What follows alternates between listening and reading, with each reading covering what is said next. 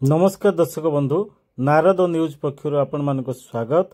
आज खबर शिरोनामा होछि प्रणाम भारत एवं पिपिली शाहबंदर उत्सव कमिटी पक्षर सुवर्णरेखा नदी घाट रे बोईत बंधन उत्सव महा आडंबर सहित पालित हो जाइछि। दर्शक बंधु, ओडिशार प्राचीन परंपरा ऐतिह्य निश्चित भाव में अनेक देश एवं विदेश रे मध्य यह अत्यंत ग्रहणीय और आदरणीय होइछि। विशेषकर ओडिशार जो बोईत बंधन परंपरा, जो परंपरा की प्राचीन ऐतिहासिक परंपरा, जहाँ ओडिशार साधव पुओ माने विदेश को जाई नौ वाणिज्य करुथिले एवं देश को सेमाने अधिक धनरत्न बही आणुथिले।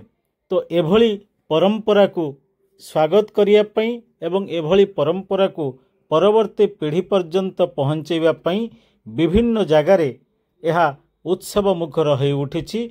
विशेषकर ओडिशार ऐतिह्य कटक बालीजात्रा पड़िया रे एही मेला मध्य कार्तिक पूर्णिमारू आरंभ होइथाय एवं एही परंपरा बालेश्वर जिल्ला रे मध्य सुवर्णरेखा नदी कूलरे बस्ता एवं भोगराई बालियापाल एवं जलेश्वर ब्लॉक रो विभिन्न अंचल रे पालित होउछि।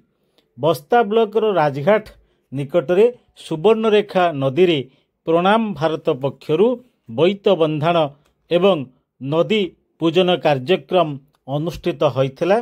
एथिरे विधानसभार उपमुख्य सचेतक गोविंद चंद्र दास मुख्य अतिथि भाव में जोग देई कार्यक्रम को उद्घाटन करथिले एवं एही कार्यक्रम किभली भाव में आगकू एक नियारा कार्यक्रम रे परिणत हेब से बाबद रे लोकन को उत्साहित करने सहित ये कार्यक्रम रे महिला कमिशन अध्यक्षा शोभना महांती एवं एडीएम सुधाकर नायक मध्य जोग देइथिले।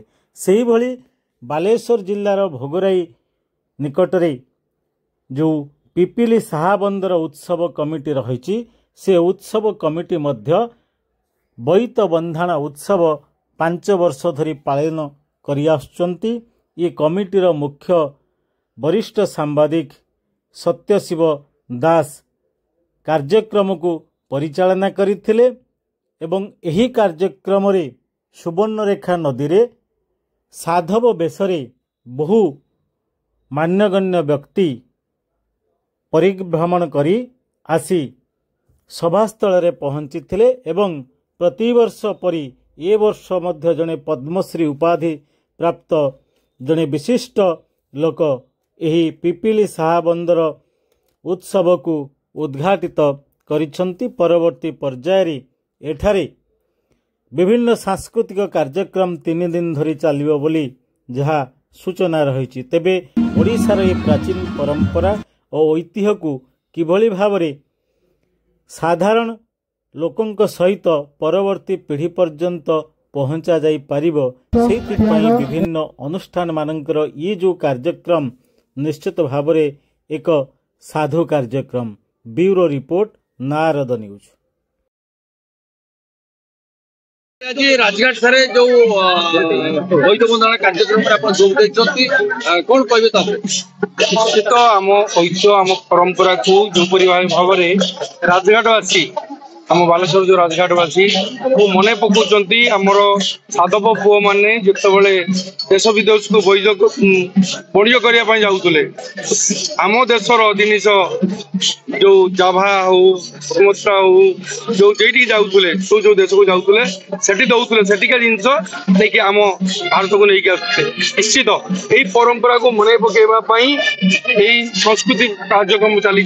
निश्चित भाई मान को धन्यवाद दबा सहयोग कर गणमाध्यम आपको जिते नहीं कि लोक मान पाखे पहुंचे पारे लोक मैंने आम सरकार आसला आम कला आम संस्कृति आम परंपरा को आहरी आगू नापी कि कदम आगू जाऊँ